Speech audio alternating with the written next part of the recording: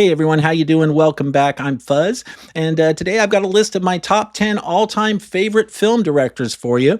And I want to give a quick shout out to my friend Chase over at AVA Pop Culture for providing the spark of inspiration for this video. He did a video on his channel, I think about a month ago, it might have been a little longer, where he went over his all-time greatest directors or his favorite directors of all time. And that video really got my wheels turning and, got me to thinking, I wonder what some of my favorite directors would be. Like if I were to come up with a list of my top 10 and try and rank them, I wonder which directors would make that list. I mean, I knew who my top 2 or 3 directors would be right off the bat, but I'd never really given much thought to who else would be on that list if I were to put together a top 10 list and rank them. So when Chase made that video, I decided to personally challenge myself and come up with my definitive top 10 directors list. So a big thanks to Chase for giving me the idea for this video. And if you haven't checked out his channel, you definitely should. He's got some quality content on his channel, AVA Pop Culture. I highly recommend it. He's got some great technical knowledge, and he's really quite prolific too. He puts out a lot of content. Okay, so what I'm going to do here is I'm going to go through each of my top 10 directors, counting down from 10. And then for each director, I'll show you a few of my favorite movies from that director, the movies that had the biggest impact on me and resonated with me the most. All right, so we're going to have a little fun here today. So let's just get right into it and rock this.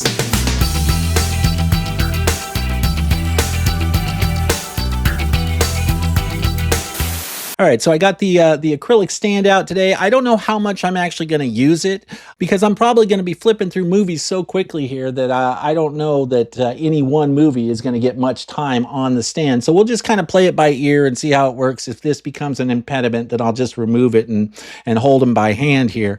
But this was a fairly interesting list. This was very challenging, more challenging than I thought it was going to be, because what I found is a lot of directors that I hold in really high regard, they're mainly there because of maybe 2 or 3 key films that had a big impact on me or that were influential or that I otherwise just really connected with.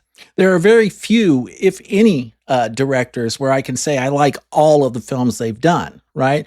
In fact, most of the directors on this list, there are films by each director that I didn't really care for that much. And in some cases, it may only be a handful of films that I really got into, but I was such a big fan of I am such a big fan of their stylistic approach and the way they make films from a technical perspective that I just had to put them on this list. So I think it's fair to say that this list is a list of directors that probably had the biggest personal impact on me, regardless of how much of their catalog I'm actually into. And you'll see what I mean here as I get into this list and kind of explain each of my choices. All right, so starting off with my number 10 here, this one's a big one for a lot of people. Some people would rank this director as their favorite, but number 10 seems about right for me. And I'm talking about Quentin Tarantino, who is probably or perhaps most known for his kind of breakout movie, Pulp Fiction, right? I mean, Reservoir Dogs was his first jam, but Pulp Fiction is really the movie that put him on the map.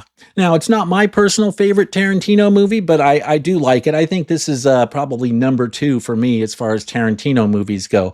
My favorite Tarantino movie, as I've mentioned before on the channel, is Jackie Brown.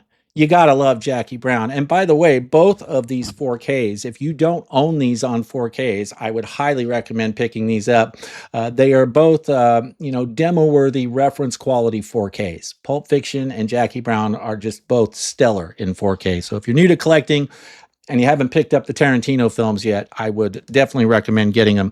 But yeah, Jackie Brown's always been my favorite Tarantino film. And what I love about Tarantino is the way he kind of pays tribute to old school genre films and exploitation films. That is one of the key reasons that he's on this list for me. I love the kind of throwback nature of so much of what he does. I'm also a big fan of This is probably like my third or fourth favorite Tarantino film. I'm also a big fan of Death Proof, which was part of this double feature in Grindhouse. I actually prefer watching Grindhouse like this, the Robert Rodriguez movie and the Tarantino movie together, and this presentation that they put together for us with the mock movie trailers and everything. I just love it. I love Death Proof, and Death Proof is really, it's got exploitation film written all over it. Total throwback film, and I just love that kind of vibe. Now, Tarantino for me is a director that I don't necessarily get into all of his films, like I was saying. The three films I've shown you, those are my favorites from Tarantino. And I do like the Kill Bill movies as well. But I'm not necessarily into some of his later films. Some of the more period stuff, and I'm talking like the Inglorious Bastards and Once Upon a Time from Hollywood. I didn't care for those as much. I mean, they're worth watching. I think all Tarantino movies are worth watching at least one time. There's always something interesting in his movies. But as far as like rewatch value, yeah, Once Upon a Time in Hollywood and Inglorious Bastards, those are not movies I really have a lot of interest in returning to. And nothing against the movies. They're great movies. They're just not my cup of tea in terms of like the subject matter, right? But I have just enormous, huge respect for what Tarantino has accomplished with his films. So, yeah, great stuff. For my number 10, Quentin Tarantino. All right, next up for my number 9, we've got Paul Verhoeven, who is a really fascinating director to me. But I'll be the first to admit, he's got a lot of movies out there that I've never seen. I mean, he's mainly on this list because he had a few key films that really resonated with me, right? Like so many other directors on this list. But I'll be the first to admit that there's a lot of his work that I've not seen, and I'm kind of still in the process of exploring, right, and discovering more of his films. But as of right now, number 9 seemed like a good place for him. And now the main reason for that would probably have to be Total Recall. I mean, Total Recall, absolute classic, right? I don't think anybody doubts that it's a stone cold sci-fi classic. So yeah, love Total Recall. I'm a big fan of Arnold, big fan of Total Recall, and I just love what Verhoeven did with this film. And I'm not going to say too much about it, but another one that I really liked, RoboCop, of course, another classic, right? And what I like about Verhoeven's style is the kind of almost satirical edge that some of his films have. I love that about him, the kind of underlying social subtext or social and political subtext, the social commentary. He's really good at embedding that in his films in a way that's really entertaining. And RoboCop is, absolute classic example of that. Of course, I have the Arrow Video Chunky Box 4K set here. Awesome 4K. This is a fantastic 4K. If you don't own RoboCop on 4K from Arrow, you definitely should get your hands on a copy because it's great stuff. And the Total Recall 4K is awesome as well. But Arrow Video always does such a great job with their work. Another Verhoeven film here that we got to talk about, Basic Instinct, another stone cold classic. You just can't go wrong with a film like this. And I just love the mood and atmosphere of this film. He gets that full on neo-noir thing going, and you just got to love it. So yeah, Basic Instinct. And you know what? Part of me is kind of wishing that I had picked up the Lionsgate Steelbook. I bought this last year, I think, long before the new Lionsgate 4K Steelbook had been released. And I have to admit, I was kind of tempted to double dip a little bit on that Lionsgate Steelbook, but I know it's more or less the same. Substantively speaking, you're getting basically the same thing. And so I'm like, do I really need to buy this movie twice on 4K? And so I held off. So who knows? I don't know if it's even still available, but who knows? I may change my mind at some point and decide to double dip because that steelbook did look cool. It had the nice, cool plastic slipcover, the color printed plastic slipcovers. I love that about Lionsgate. So yeah, Basic Instinct. And then another one that this one was a comfort movie. It's a movie that we used to watch on cable all the time. Man, this thing played all the time, right? To the point where we got sick of it. Starship Troopers. So much fun, though. So much fun. A great movie. Again, Verhoeven with that kind of satirical edginess. You got to love it. The social commentary. This was perfect for that. It was a perfect vehicle for Verhoeven to do his thing. So yeah, I've always loved Starship Troopers. Used to watch this all the time when it first came out and in the years immediately following its release. So yeah, for my number 9, Paul Verhoeven. All right, and moving right along to my number 8, we've got a horror director here. I'm talking about the great Dario Argento, an absolute legend in Italian horror and giallo. Yeah, I love Argento's work, and the film that I first saw. The one that really hooked me into Argento's work was Deep Red. I mean, it made an impact on me. And this was just a few years ago. This isn't like Argento's not one of these directors that I grew up with and have been watching his films for many years. No, this is just in like the last 4 years that I discovered Argento's work, and I just fell in love with his work. I love the way he frames his shots, his aesthetics. A lot of his stuff was really like avant-garde, especially if you talk about something like Suspiria, right? Which I don't have here to show you, but that is, of course, one of his most well-known classic horror films.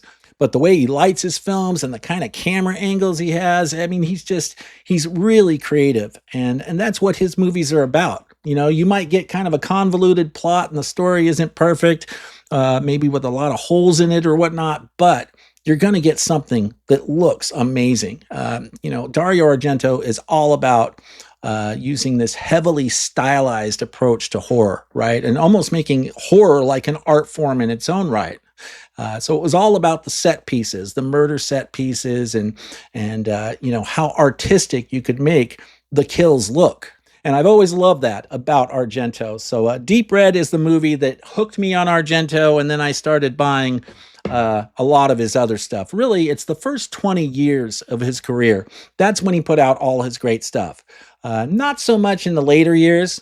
He put out a lot of weak films in the later years, but the first 20 years of his career, where he just put out a bunch of bangers. My favorite Argento film as of right now, and I did a top 10 Argento list at one point, and this wasn't number 1 at the time. So my preference has changed a little bit since I made that list, which I think was probably close to a couple years ago now. But yeah, Phenomena. This movie is crazy. It's off the wall. It's very quirky, but it is a whole lot of fun. And this one has become my favorite Argento film. And this is a stunning 4K restoration from Synapse Films as well. So yeah, Phenomena. And what else we got here from Argento? Oh, yeah. This was my favorite at the time I made my original Argento list, but Tenebrae, fantastic. Absolutely great film. And I got to show you the back on this because I love the artwork. Check that out. Also from Synapse Films, another demo-worthy 4K. I think for Phenomena and Tenebrae, I think these chunky boxes are probably long gone by now, but they do have standard edition 4K releases of these as well. So you can still get them. You just may not be able to get the chunky box unless you want to take to like eBay or something and pay an arm and a leg. But another fantastic film from Dario Argento. So yeah, he's one of the directors that really helped get me into the horror genre. Right, because I've said before I was a late bloomer to horror. I only really started getting into horror like in the last about 4 years ago, and Argento's films he was one of these directors I kind of discovered early on in my horror journey back then a few years ago, and his style, I just fell in love with his style, and it kind of like opened my eyes to a lot of other types of genre films from that era. Or from, those eras, since Argento has been in action for like 50, 60 years. So yeah, just a fantastic director. For my number 8, Dario Argento. All right, next up for my number 7 is, this is a pretty big one for me, because this is a guy, I love his work. But again, I don't necessarily like every type of film that he's done. But he made one film in particular that really connected with me all those years ago. And I'm talking about the great Michael Mann. And the film I'm talking about is Heat. I saw this in the theater when it first came out. I've got the 4K Steelbook here, and I know it's kind of the design of this Steelbook. It's kind of hard to see what's going on there. Maybe it's not the most conducive for displaying through video like this, but yeah, Heat is a movie I saw in the theater when it first came out, and it really made an impact with me. I can remember the first time I saw that scene in the diner between Al Pacino and Robert De Niro having that conversation. At the time, it was the first time they had ever appeared on screen together. So it was a pretty big deal. And yeah, that movie has just got a lot of heart and soul. It's just got so much going for it. Such an amazing cast. And I love Michael Mann's moodiness. This is the movie that introduced me to Michael Mann. In fact, for the longest time, I wasn't even really all that aware of his other movies. It was Heat that I knew of, and that was about it. But I eventually decided I wanted to check out some of his other movies. And then at one point, Collateral came along, just a great movie, right? Tom Cruise, Jamie Foxx. Yeah, another great movie. What I love about Michael Mann is his use of like neon and the whole neo-noir vibe. I mean, he absolutely nails that vibe. You know, the way he'll like wet streets to get the lights bouncing off the streets and whatever. I mean, he just does some great stuff, some great techniques in his filmmaking. And there's just something about his aesthetic style, his visual style that I really dig and I really connect with. So yeah, Collateral, great movie, and that's certainly that was a successful movie for him as well. One that was not, but I personally love it and was so excited when Vinegar Syndrome came out with The Keep on 4K. No, it's not the greatest movie, but man, the visuals in this movie are awesome. I mean, save the rough visual effects, but just Michael Mann's general filmmaking techniques. The atmosphere in this film is awesome. So I love The Keep. And I've talked about it recently on the channel, so I won't say too much about it. A film that actually ranks quite high for me in the Michael Mann catalog is Black Hat. I love this. In fact, I just recently rewatched this a few weeks ago, and I actually watched the director's cut that was included on Blu-ray for the first time. This is a 4K release from Arrow, and I had seen the 4K before, but I had not seen the director's cut on Blu-ray. I'd only seen that theatrical version. And the director's cut is a better cut for sure. I still like the theatrical as well. Like if I want to actually see it in 4K, sometimes I will watch the theatrical, but yeah, the director's cut is a better cut of the film. It makes more sense, I think, that way than what he ultimately did for the theatrical cut. And it's my only regret, or the only thing I don't like about this particular release is that they did not include the director's cut on 4K. But other than that, it's a great release. But I'm glad they at least included the director's cut in some form. We do get it on a Blu-ray here. And so I had a lot of fun rewatching this film and watching that director's cut for the first time. But it's a good film. You know, it got some flack. A lot of people kind of shit on this one, but I thought it was pretty decent. You know, it's not one of his best films, but it's a film that I personally thought it had all the essential ingredients for me of a Michael Mann film or of a good Michael Mann film. So I dug it. So yeah, for my number 7, Michael Mann. By the way, if you're enjoying the content on this channel, do me a favor and please consider subscribing to the channel. And if you do, don't forget to activate the notification bell as well so you can be alerted when I'm posting videos that you might be interested in. Also, don't forget to like the video as well. It really does help with the YouTube algorithm and the channel's visibility. Thank you so much for your support. I really appreciate it. All right, next up for my number 6, we've got a director here that I wasn't even initially sure if he was even going to make my top 10. But then the more I started looking at his catalog, the more I started kind of going through his films, I was like, yeah, I really like this guy. This guy, I have a lot of fun with his films. And I'm talking about Peter Hyams, who is a director I've mentioned a few times on the channel, especially recently in the last few months. He's one I've definitely brought up a few times because I'm always talking about his movies. But probably his biggest movie, well, there's two that really impacted me. The first one was Outland. I'm a big fan of Outland, and I just cannot wait for us to get this on 4K at some point. I mean, I'm assuming it's probably going to be coming at some point. And I heard from a little bird they might actually be doing that at some point. So I really hope that's the case, because this is a film that I have definitely had high on my 4K wish list for a while. But and this is like a super rewatchable film for me too. It's a big time comfort movie for me, and that's part of why this director is on this list. The comfort movie factor. He's got a few movies that he's done that are comfort movies for me. And another one, I mean, Outland's one of them. The other big comfort movie from Peter Hyams for me is The Star Chamber. I love The Star Chamber. And this is another one I would love to see get a 4K release at some point. I don't know if it ever will, to be honest. I don't know if this one's even on anybody's radar. But it's got Michael Douglas, big name, right? And it's a fantastic film. But I love the vibe of Peter Hyams' films, especially from the 80s, right? Films like this and Outland. There was just something about his atmosphere that was just awesome, And oops, sorry about that, guys. See, I'm not used to having the mic here, so I keep bumping it and whatnot. But all right, let's talk about other Peter Hyams movies. Another fantastic movie, Narrow Margin. Awesome movie from Peter Hyams, and this is a fantastic looking 4K as well. Really good quality 4K. I don't know if I'd go like demo worthy, but it's pretty good. It's pretty damn good. So this is a really good thriller with Gene Hackman and, of course, Ann Archer. So Narrow Margin, another one I've talked about, certainly on the channel before. I probably talked about most of these movies at some point or another on the channel.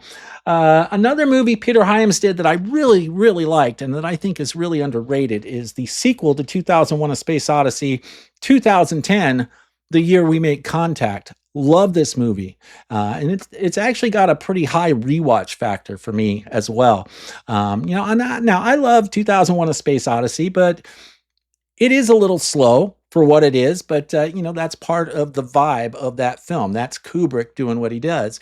In fact, I just rewatched both 2001 and 2010 just a few nights ago, and had a lot of fun returning to those. But I don't know. In some ways, I think I almost kind of like this one more. And I know that's going to be like blasphemy to say, but there are times where I feel like I'm more likely to be in the mood to rewatch this one than I am to rewatch 2001. So I don't know. It's just, I love Peter Hyams. I love his style. You got Roy Scheider in this. You got John Lithgow. You got Helen Mirren. This is a great film. And it's unfortunate that he had to follow up a Stanley Kubrick film, because it's always going to be, those are always going to be really big shoes to fill, right? So I get it. But for my money, this was a well-done film. And I think that Peter Hyams did a great job tackling such a mammoth task of trying to do a sequel to a Kubrick film. So I think he did a great job with this one. Then he also did End of Days, Arnold. So, and that's the last one I'll mention from Peter Hyams. I wanted to give you a good cross section of his films. Actually, he also did the Jean-Claude Van Damme films, which I just talked about recently in one of my last couple videos. I did a Jean-Claude Van Damme top 10. And Peter Hyams, his movies were on that list. You got Time Cop, you got Sudden Death, and he also did another movie with Van Damme called Enemies Closer. That one I didn't care for as much, but I love Sudden Death and Time Cop. So yeah, Peter Hyams at number 6. The more I thought about it, that just seemed like the perfect placement. I'm a big fan of this guy. So for my number 6, Peter Hyams. All right, getting into the top 5 here. For my number 5, another big one here, Brian De Palma. I love Brian De Palma. And my favorite Brian De Palma film is Blowout. Such a fantastic film. And this is a Criterion 4K release. Looks stunning on 4K. It's got that nice, warm, filmic look to it, but it's a great transfer.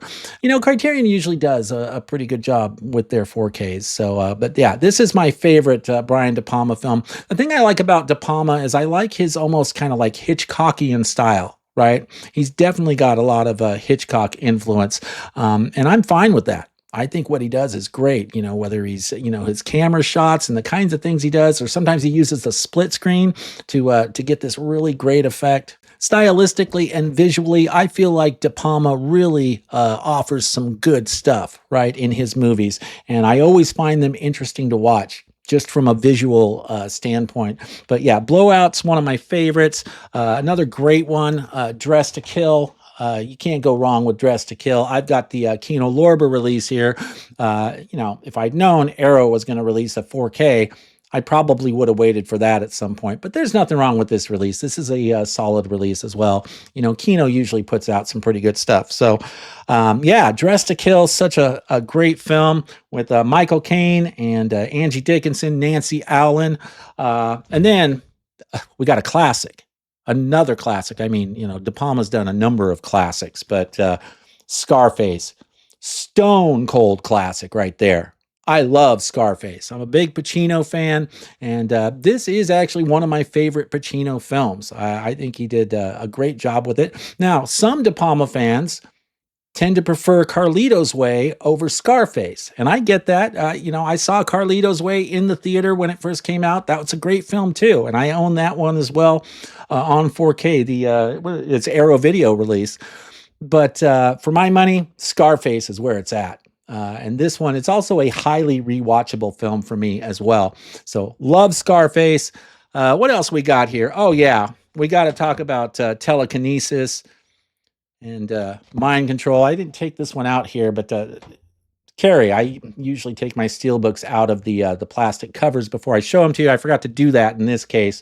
But we got Carrie here on 4K from Scream Factory. Got the Steelbook here, and of course, Arrow Video released their version of Carrie, which I don't know. I may have to get my hands on that at some point. I didn't really want to double dip, and I am pretty happy with this. There's nothing wrong with this Scream Factory 4K, but man, I'm just such a big fan of Arrow that it's hard to resist double dipping for their stuff sometimes. So anyway, love Carrie. It's, classic stuff. Sissy Spacek, John Travolta in this. Of course, Nancy Allen again. Great cast. But I also like, and I actually like this one more than Carrie, The Fury. I've talked about this on the channel before. I've mentioned this a few times on the channel. I'm a big fan of this film. I think it's awesome. And it's got kind of a similar thing going on as Carrie, but it's not exactly the same. But there is a telekinesis thing going on here. You got Andrew Stevens in this. You got, who else is in this? Amy Madigan. And, Kirk Douglas is in this. Yeah, how could I forget Kirk Douglas, right? So this is a great film. It's on par with Carrie in terms of like the story, but I actually like it more than Carrie. And there's a great finale scene that is just classic. So that kind of puts, I won't even say anything about it because I don't want to give anything away for those who haven't seen it. But so this is a good one, The Fury. I'm a big De Palma fan. I love his work. There are others I could get into as well. He also did the first Mission Impossible movie. I think sometimes people forget that. That was Brian De Palma as well. And that was a huge hit when it first came out in, 1996? Yeah. So, De Palma has had just a great career, and I just love the work that he does. So, for my number 5, Brian De Palma. All right, and moving right along to my number 4 here, another big one here. This is a really big one, even though I don't necessarily get into all of his films, but he did a handful of films that really meant a lot to me. And I'm talking about Ridley Scott. This is the guy who gave us one of my all-time favorite films, Alien. And this is a hell of a 4K, by the way, for those who are maybe new to the channel or don't know. Yeah, this is one that is a reference quality 4K as far as I'm concerned. But yeah, Ridley Scott and Alien. He's primarily on this list because of this film. This may be the single most rewatchable film in my collection, like from my vantage point, right? I probably rewatch this film more than any other film in my collection, and I rewatch it a lot. It's a huge comfort film for me. It was a huge influence to my understanding of film and movie making and what was possible and what could be accomplished. Ridley was a big one for me, and this movie in particular was a big one for me.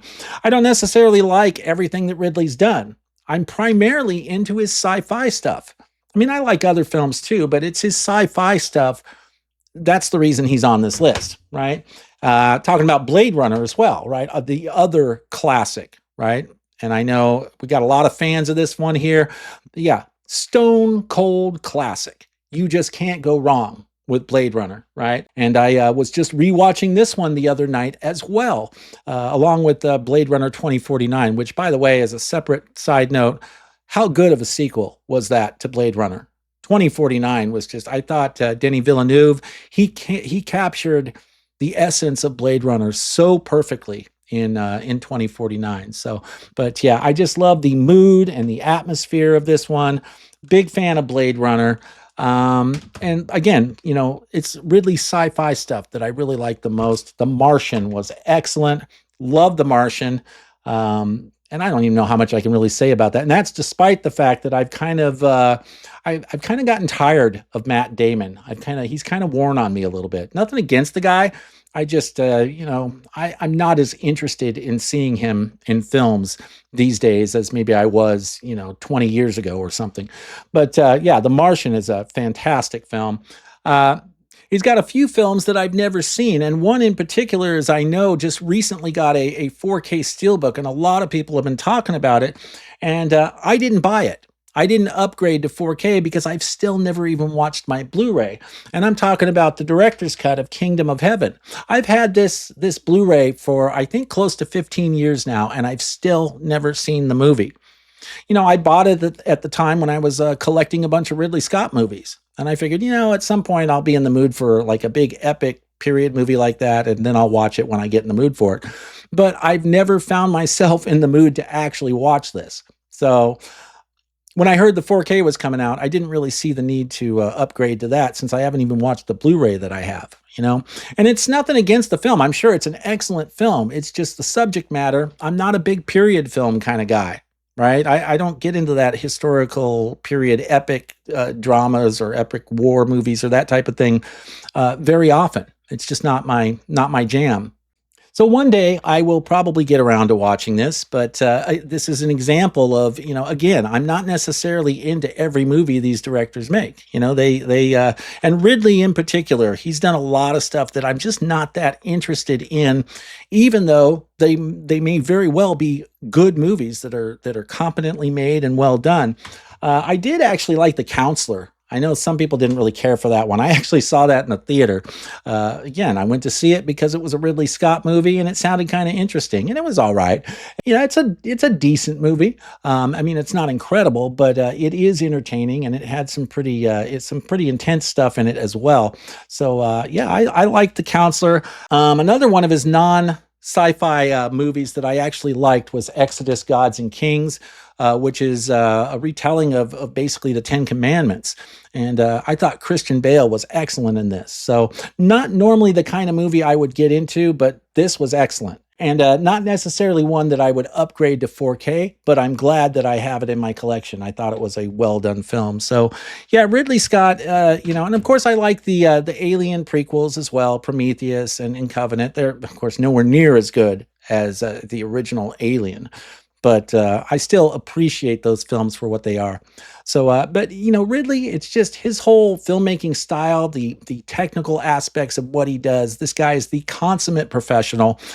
He absolutely knows what he's doing. And so I've always just had a tremendous amount of respect for Ridley Scott. So for that reason, Ridley Scott's at my number 4. All right, next up for my number 3, we've got someone here who I think is, probably the greatest horror director of all time. And I'm talking about John Carpenter. And let's start off with, probably his biggest one for me anyway, The Thing. Absolute sci-fi horror classic. You just can't go wrong with The Thing, and it's absolutely a reference quality 4K on top of that as well. This was on my top 10 must-own 4Ks list, as was Alien. But yeah, this is a fantastic 4K, just stunning to look at, and the practical effects in this film were groundbreaking at the time. Rob Bottin just really knew what he was doing, and was doing a lot of experimental stuff. And it was impressive what he was able to accomplish with this film, both John Carpenter and Rob Bottin. So, yeah, great stuff. The Thing, I've talked about it a lot on the channel before, so I won't say too much, as is the case with most of these. I love Escape from New York.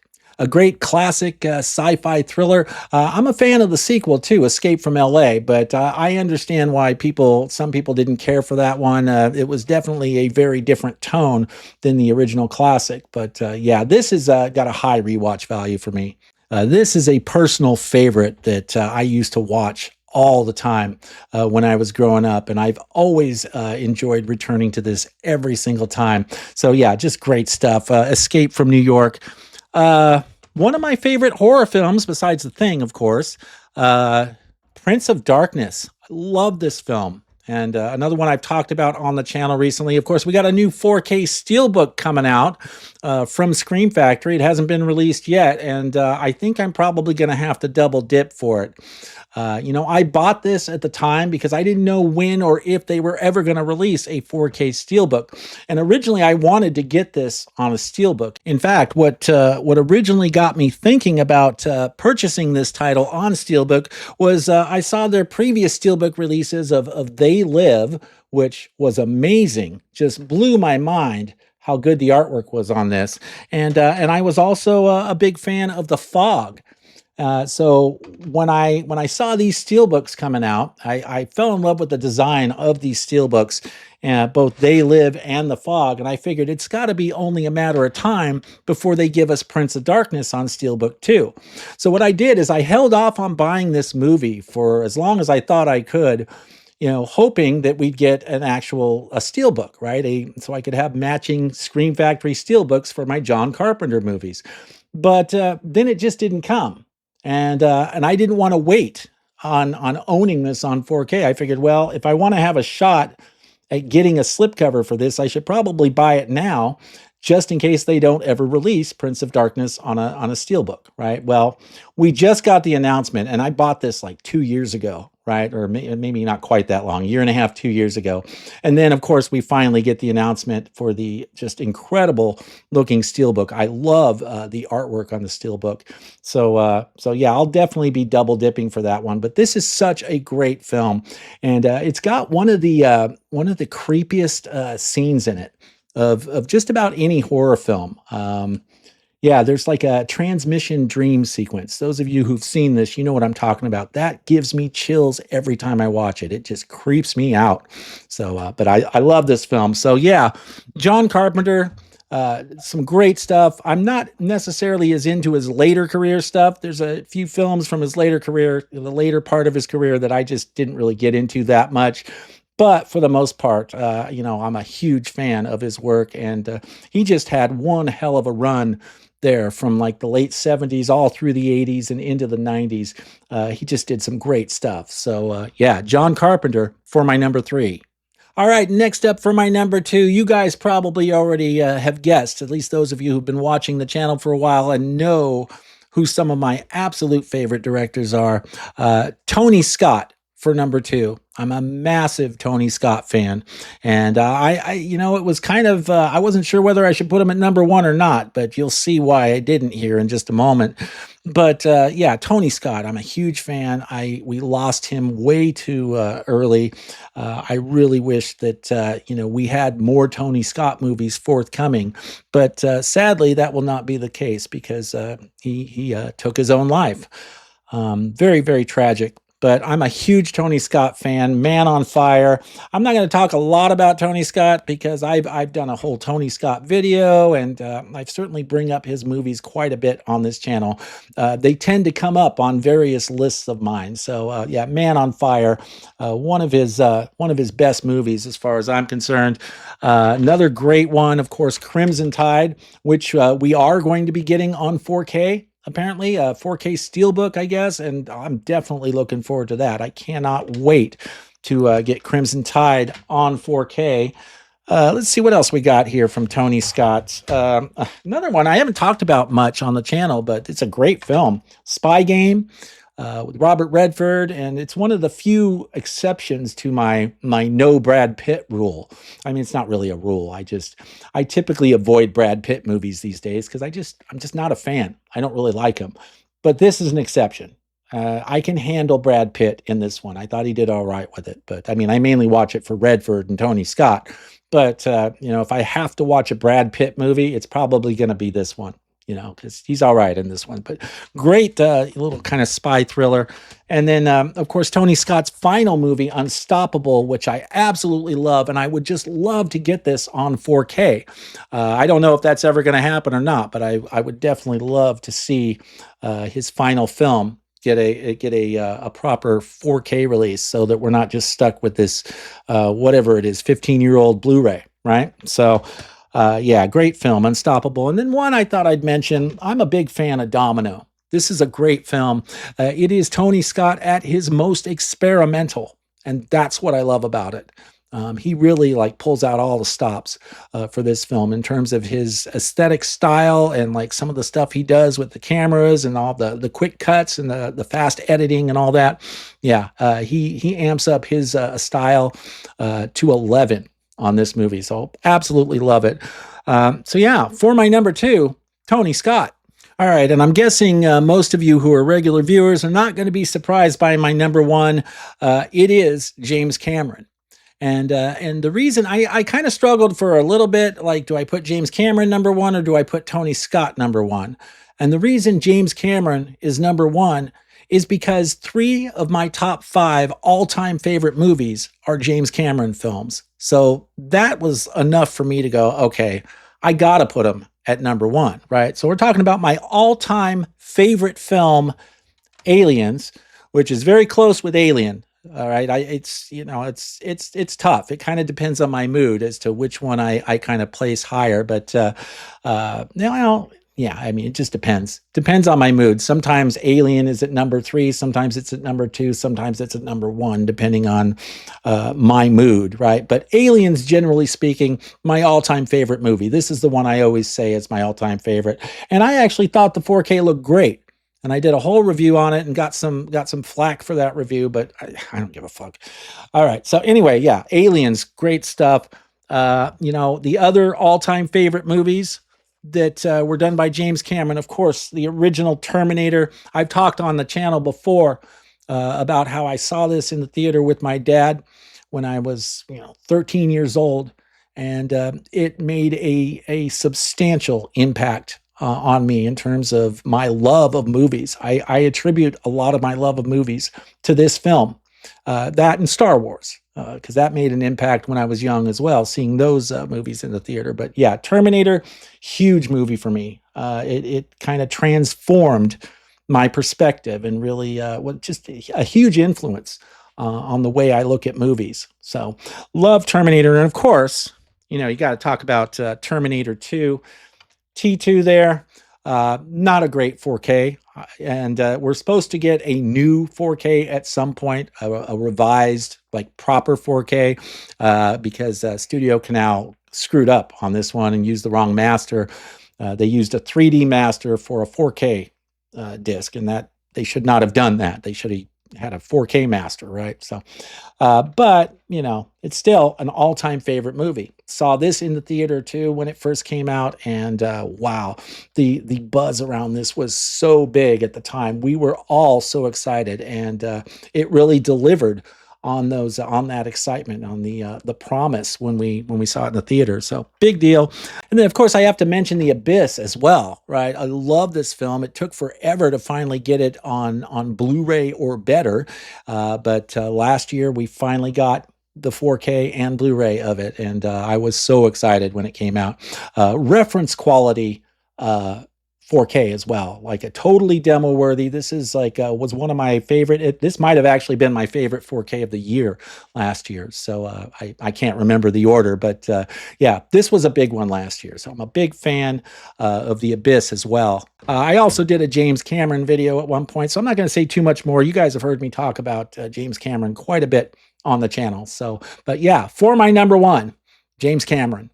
All right, so that wraps it up for my my top 10 list. But of course, as always, I do have a few quick honorable mentions, and I can feel this video getting really long, so I won't spend too much time on this at all. I'll try to breeze through these. I'm just doing 3 honorable mentions. Well, there might be a couple others, but I'm not going to show you any titles from the others. All right, well, so my first honorable mention here, I got to say something about Christopher Nolan. because he's just fantastic. Another consummate professional. I'm a big fan of Interstellar, and Christopher Nolan. I mainly mention him for two things: the Interstellar, which is fantastic movie, and then of course the Dark Knight trilogy. Oppenheimer was excellent as well, but that's not the kind of movie that I could like rewatch very often, if ever again. So I'm glad I saw it once. Great film, but I don't know if I need to see Oppenheimer again. So again, there's another one of these directors where there's specific films that I like. Inception was good too, but I'm not as into that. The main reason I would mention Christopher Nolan is for things like the Dark Knight trilogy and Interstellar. Right, these are my two favorite sets of movies from Christopher Nolan. So yeah, Christopher Nolan is my first honorable mention there. And then another guy I wanted to mention that I just love his work. He always puts out really entertaining films, and that's Antoine Fuqua, who is most known for probably Training Day. Great 4K, by the way, awesome 4K. But Denzel won the Academy Award for Best Actor for this film. So this is just obviously a fantastic film. I've always liked this one, but he's done a lot of other good films as well. Antoine Fuqua, he did the Equalizer series with Denzel. You gotta love the Equalizer movies, and I think he directed all of those.